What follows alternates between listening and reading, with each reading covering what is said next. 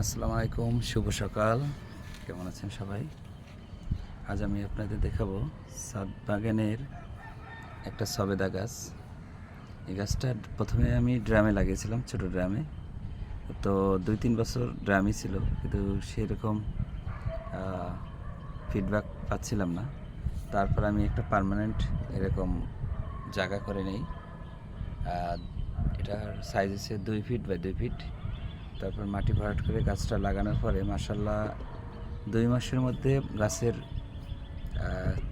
পুরা গঠনটাই চেঞ্জ হয়ে গেছে।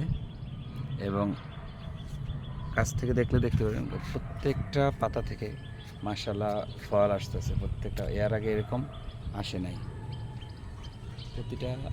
প্রতিটা ডালের ডগা থেকে মাশাআল্লাহ সবেদা গাছের ফল আসছে। আশা করা যায় ইনশাল্লাহ এবার ফলগুলো থাকবে। আর আমি সার হিসাবে তেমন কিছু দেইনি, শুধু পানি দিই, প্রতিদিন একবার করে পানি, তাতে মাশাআল্লাহ এরকম সতেজ। পাশে আমি কিছু খালি জায়গা ছিল, ভেন্ডি গাছে লাগিয়ে দিয়েছি।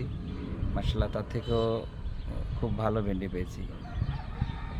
এ পর্যন্ত প্রায় 1 কেজির উপরে ভেন্ডি পেয়েছি এইখান থেকে। তো সর্বোপরি ভালোই লাগছে। Thank you.